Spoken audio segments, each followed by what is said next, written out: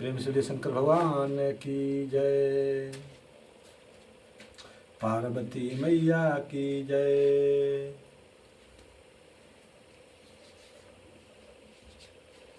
सती माँ ने शरीर त्याग करते समय में किससे वरदान मांगी थी? भगवान से। और भगवान का नियम क्या है? जो कोई भक्त भगवान पर निर्भर हो जाता है तो भगवान उसका सारी जिम्मेवारी अपने ऊपर अपने हाथ में ले लेते हैं। इसलिए उन्होंने क्या किया कि राम जी ने समय आया तो शंकर बाबा के पास गए और शंकर बाबा के पास जाने के बाद जाके कह रहे हैं कि हे बाबा, मैं आपसे कुछ मांगने आया हूँ, मुझे दीजिए। क्या मांगने आया हूँ? जाहु विवाह कर शैल से यह वर मांगहु दे। यानी आप जाइए, पार्वती मैया से विवाह कीजिए, ये मैं मांगता हूँ, मुझे आप दीजिए। भगवान भोलेनाथ बोले कि सरकार, हमें तो विवाह करने का कोई इच्छा नहीं था, लेकिन आपका आदेश पालने के लिए मैं तैयार हूँ। भगवान तैयार हो गए और उसी समय के बीच एक घटना घटती है। एक दैत्य जन्म लेता है जिसका नाम होता है तारकासुर।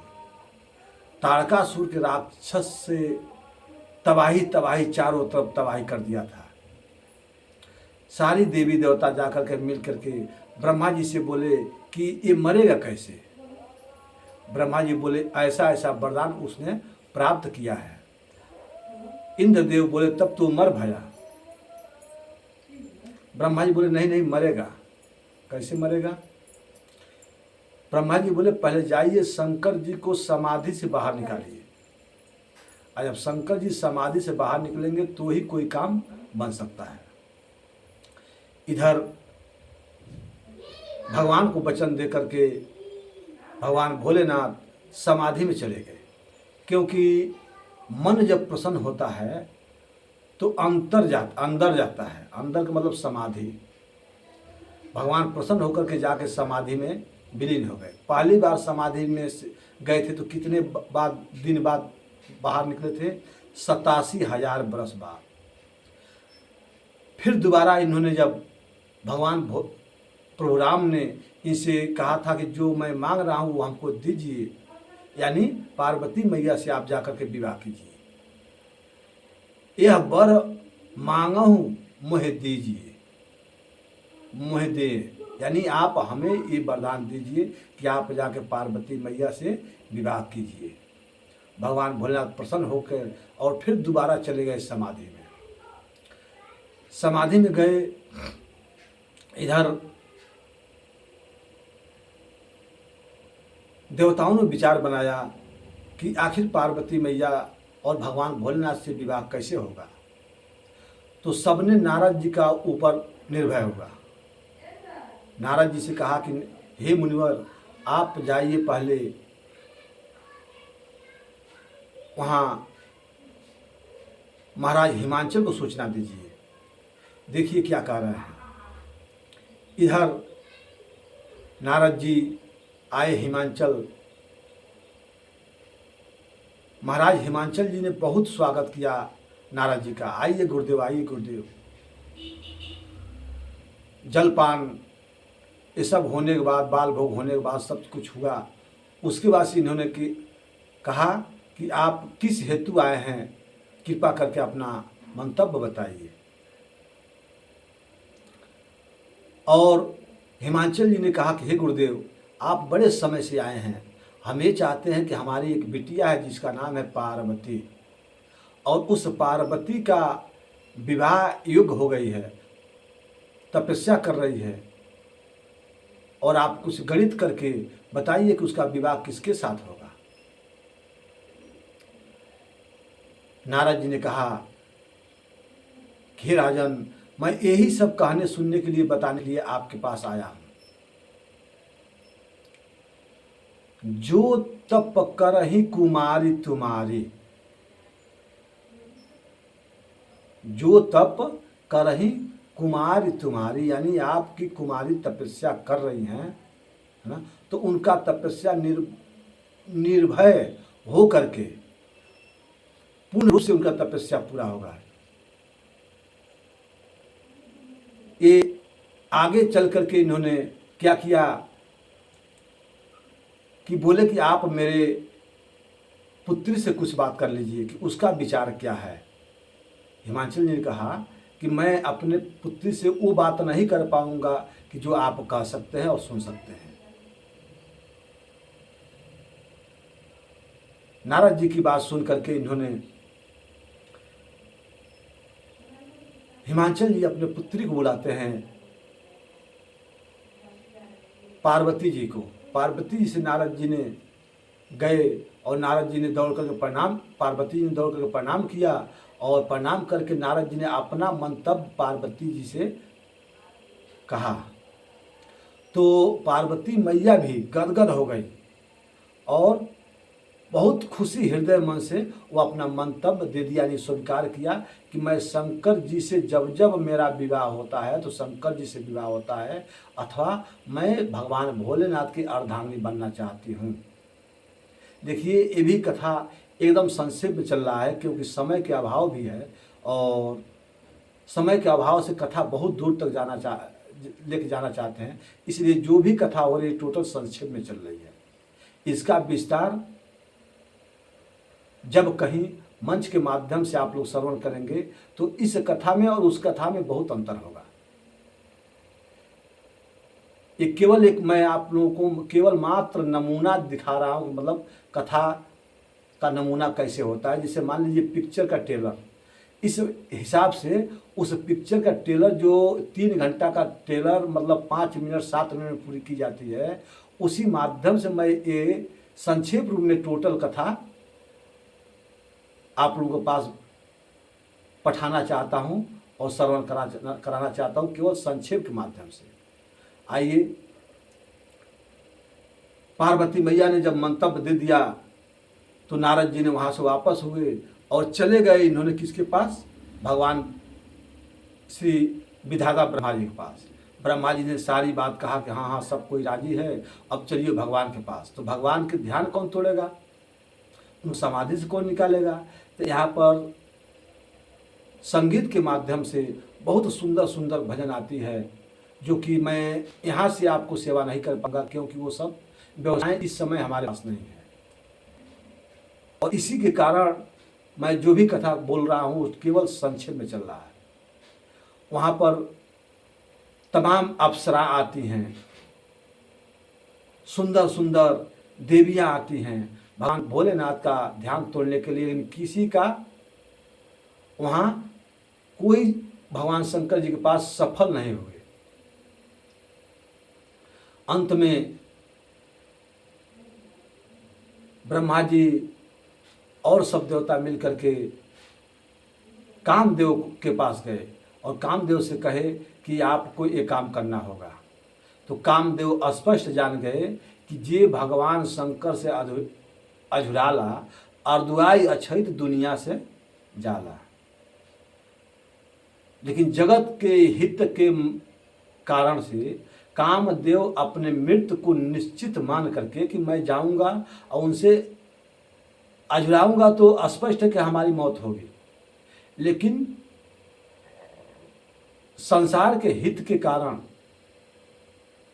वहाँ कामदेव जी राजी होते हैं, देवताओं का प्रार्थना स्वीकार करते हैं और कामदेव सीधे आए भगवान शंकर के पास। जहाँ भगवान भोलेनाथ समाधि में विलीन थे वहीं पे आए और इन्होंने बहुत बहुत उपचार किया, लेकिन भगवान शंकर जी का नेत्र नहीं खुला। जब नहीं खुला तो कामदेव ने अपने को अपना मृत्यु निश्चित मान करके इन्होंने 5 विषम बाण छोड़ा। 5 विषम बाण छोड़ा। उस 5 विषम बाण का अलग अलग नाम है अब इस नाम को आपको ध्यान से देखना है कि आखिर उस 5 विषम बाण कौन था कि जो भगवान शंकर जी को कामदेव ने छोड़े थे। इसका सब अलग अलग बाणों का नाम है, अथवा इस बाण का नाम मैं बताऊंगा लेकिन समय आने पर। सीताराम। प्रेम श्री शंकर भगवान की जय। उन्होंने क्या किया कि इस 5 बाणों का नाम अलग अलग वेद शास्त्र ने बताए हैं। ठाकुर जी महाराज, उन्होंने कहा कि जब 5 विषम बाण छोड़े तो 5 विषम बाण जाकर उनके हृदय में लगा, जिसके कारण भगवान भोलेनाथ का नेत्र खुल गया। और नेत्र खुलते ही तापसी शिव ने तीसर नेत्र उघारा, तत्क्षण काम भय जरि छारा। उसी समय कामदेव ने जर कर जयछार हो गए। कामदेव जी ने कहा, जब जल के जयछार हो गए, शंकर जी के नेत्र खुल गए, सारी देवता मिलकर के दुनिया बजा उठे, फूल की बारिश करने लगे। और इधर कामदेव की पत्नी रति जब सुनी कि हाँ हमारे स्वामी ऐसे ऐसे घटना के द्वारा समाप्त हो गए, तो कामदेव की पत्नी रति जो थी वो भगवान शंकर जी के चरणों में जा गिरी और रोने लगी।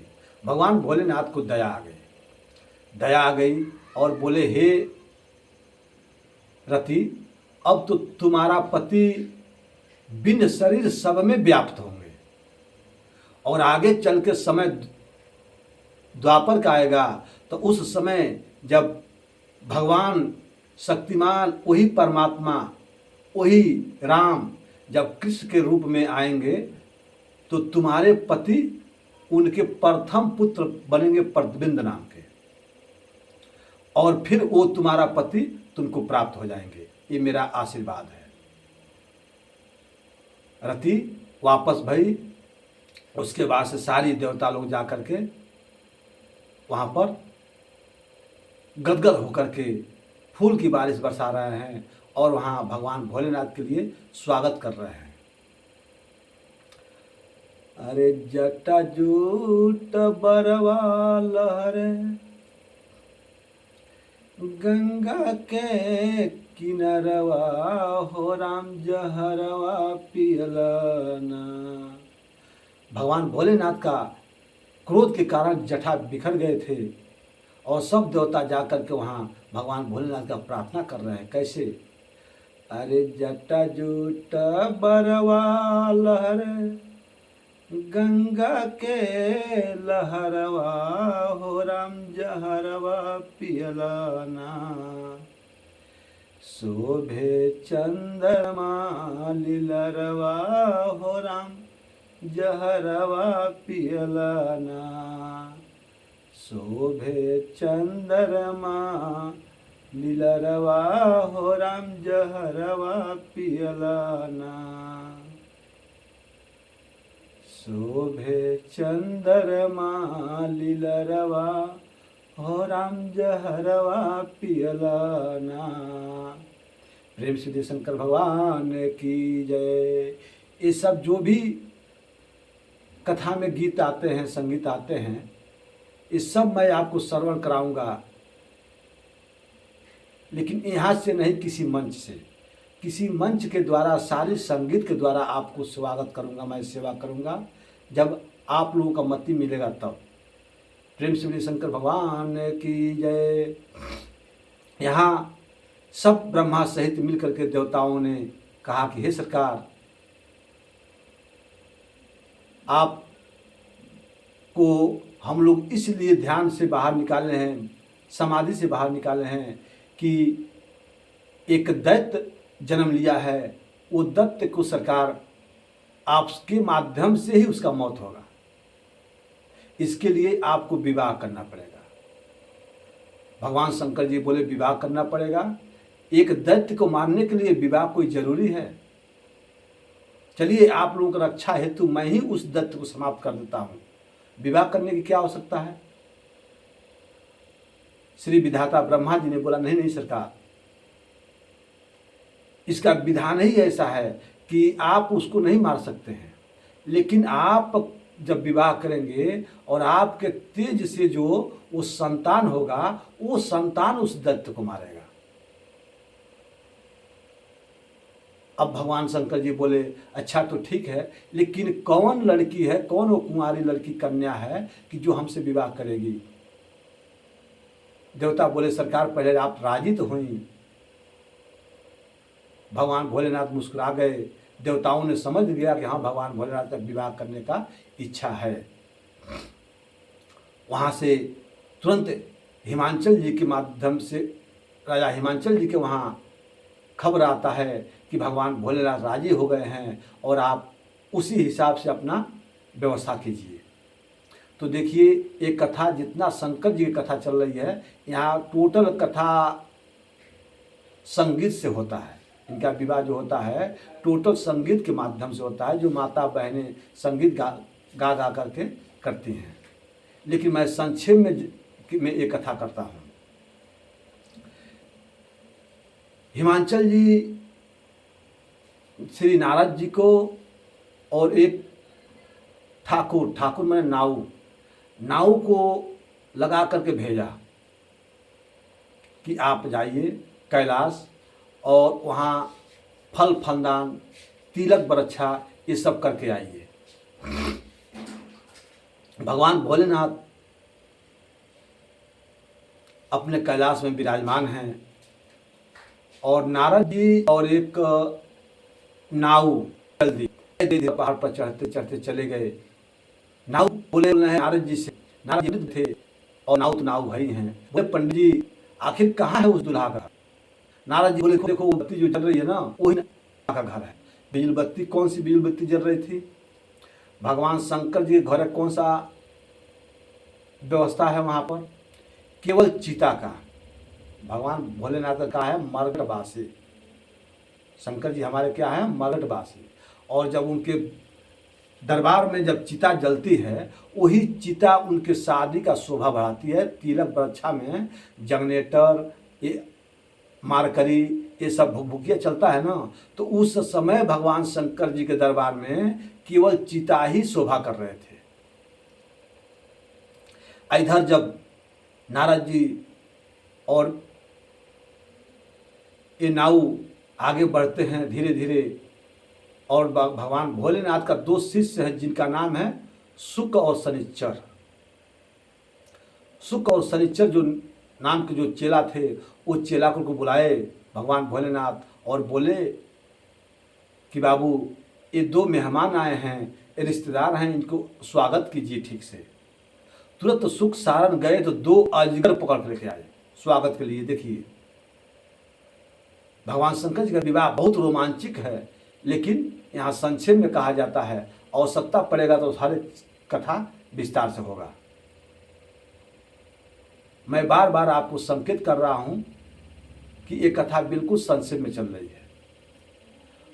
और भगवान शंकर जी ने उस अपने दोनों सुख शनिचर चेला कहना जा बाबू जाके ये पहुना सब के कोनो बढ़िया व्यवस्था कर। सुख शनिचर गए लो तो दूगो मोटहन हल्का है अजगर पकड़ के ले आए लो, और अजगर गिरुड़ बना करके आए। तो नारद जी भगवान भोलेनाथ के स्वभाव से परिचित हैं, तो ये तो न डर रहे हैं न घबरा रहे हैं। लेकिन जो नाऊ जी थे वो डर भी रहे थे और घबरा भी रहे थे और भयभीत थे। उन दोनों मेहमानों के सामने सुख शनिचर चेला अपने कपारे से अजगर के गिरुड़ उतर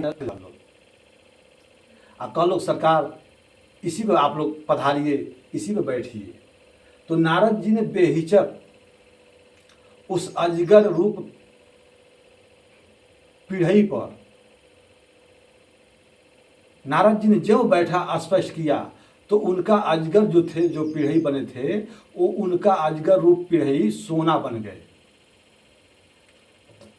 और ये जो विप्र थे,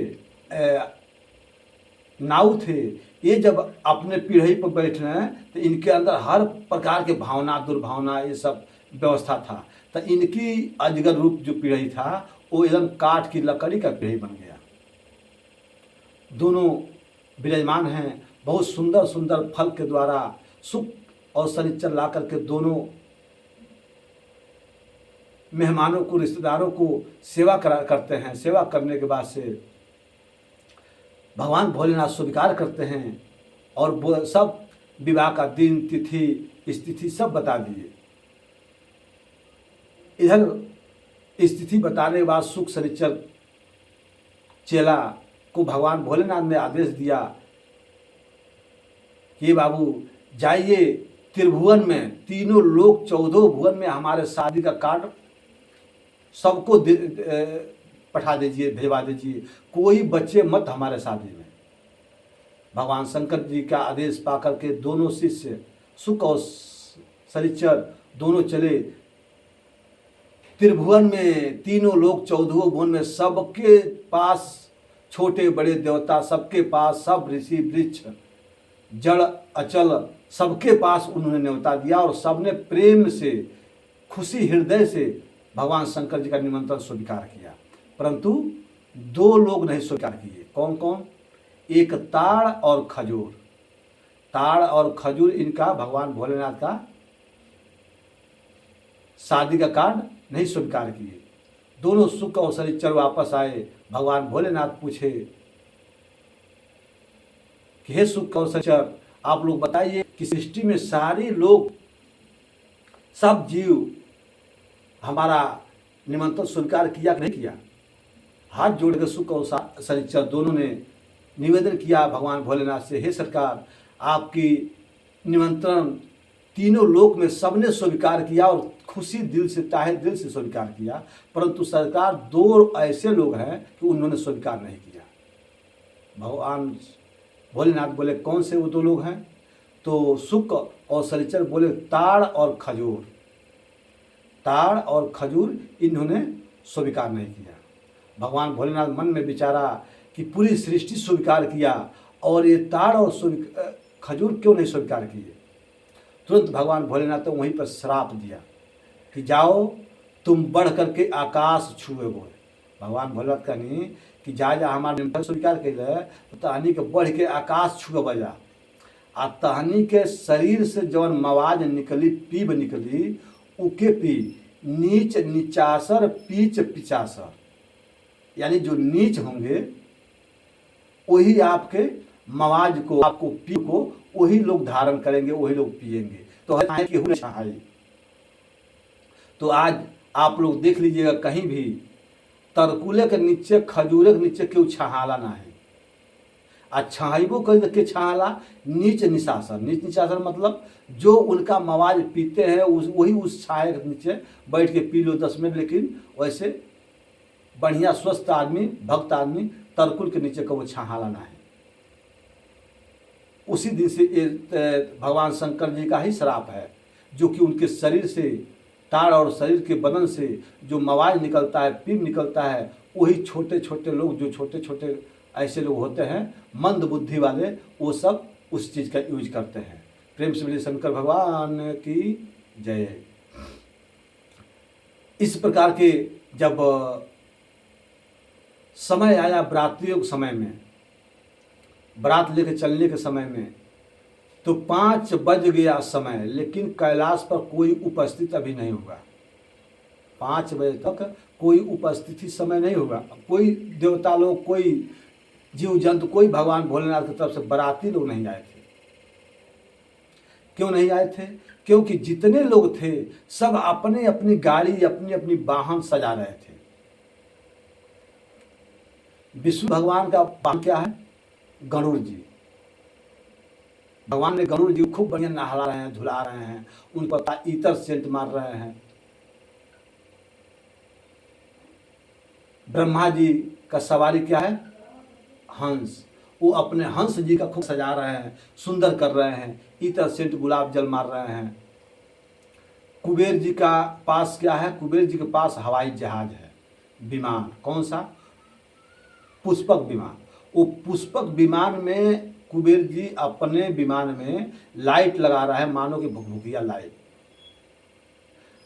ऐसे सब कोई अपने अपने, यमराज जी अपने काले भैंसे को खूब बढ़िया नहा धुला रहे हैं। देवराज इंद्र अपने एवरावत हाथी को सजा रहे हैं। ऐसे मिलकर सब देवी देवताओं अपने अपने अपने सवारियों को सजा रहा है। सुख शनिचर चेला जाकर पूछल लोग, हे सरकार 5 बज गए, इतनी पहले कोनो बाराती या कोनो सवारी साधन तैबे नहीं करे। भगवान भोलेनाथ कहनी, कहले भाई वो लोग कैसे आई लो, सब के अपने अपने में व्यस्त बा। सुख शनिचर कहल लोग, सरकार रौरा के सजाई। भगवान भोलेनाथ कहनी कि हमको सजाने वाला कोई नहीं रहेगा, हमको कोई सजा ही नहीं पाएगा, हमको हमारे गणों ने सजाएंगे। तो भगवान के गण यहाँ आकर के सुंदर सुंदर रूप में भगवान को सजाया। कैसे सजा रहे हैं आइए संक्षेप में हम निवेदन कर दें आपसे। जैसे मान लीजिए बिच्छुओं का कुंडल, सर्फों का माला, मिर्गा छाला, बाजूबंद में छोटे छोटे जो बारीक बारीक जो सर्फ होते हैं उनको उनके हाथों में पहनाया जा रहा है। ऐसे ऐसे बाबा का श्रृंगार होगा, अद्भुत श्रृंगार इनका होगा। और बसहा को भी सजाया गया। बसहा को सजा करके तब भगवान भोलेनाथ बसहा पर विराजमान हुए। और जितने भूत पिचास, हाड़ा, हाँकनी, डाकनी, अब इनकी बारात चली, टोली चली। भगवान गदगद हो गए। जिस रास्ते से बारात इनकी निकलती है उस रास्ते का मार्ग पहले ही से साफ हो जाता है, हटाना नहीं पड़ता है, पहले ही से फ्रेश रास्ता। भगवान भोलेनाथ आगे आगे चल रहे हैं, पीछे पीछे भूत बैताल सब नाच नाच के, क्योंकि पेटे में मुँह, क्योंकि पीठी में मुँह, किसी के कहीं मुँह, किसी के कहीं हाथ पैर, ऐसे ऐसे खुश होकर के सब कोई भगवान भोलेनाथ के पास जा रहे हैं। सबने एकत्रित होकर के भगवान भोलेनाथ की कैलाश से बारात निकली। और नीचे का बैठने का व्यवस्था देखिए, पूरी आकाश हो गए समियाना और धरती हो गई नीचे का भूपाल। इस माध्यम से भगवान शंकर जी बारात आगे बढ़ती है। यहाँ बहुत बढ़िया सुंदर सुंदर भाव है, जो भाव मैं आपको प्रकट नहीं कर पा रहा क्योंकि वो वातावरण यहाँ पे आ रहा है, इसलिए वो भाव प्रकट नहीं हो पा रहा है। अतः जहाँ भी मंच के माध्यम से आप लोग हमारे कथा को श्रवण करेंगे, वहाँ हर एक भाव, हर एक चरित्र, हर एक स्वभाव भगवान भोलेनाथ का विवाह का वहाँ आपको मैं प्रकट करूँगा। प्रेम से शंकर भगवान की जय। आइए संक्षेप में, जब भगवान भोलेनाथ हिमाचल राजा के दरबार में जब पहुँचते हैं, वहाँ सब कुछ सुंदर सुंदर वातावरण में सब माताएं बहनें हो गई, खुश हो गई। लेकिन इस भगवान भोलेनाथ रूप पर जो रूप बना के गए थे उनका कोई तुलना नहीं कर पाता था कि हाँ एक कौन बर है। माता पार्वती के स्वभाव में और इनके भाव में बहुत अंतर होता था। इसलिए सब कोई यही कहता था कि हे, कोई कहता था जो उस लायक माता बहन थी वो कहती है, हे बेटी पार्वती, यही बर खतरा तू वन में जाकर पतई चबाता हुआ, तार कर्म फूट गल तो हई हो गल तो हो गई। माता पार्वती सबका बात सुनकर अंदर रख रही हैं। जब विवाह सुसंपन्न हुआ उनका, उसके विवाह समय में जब चौके बैठे भगवान भोलेनाथ का रूप देख के माता सुन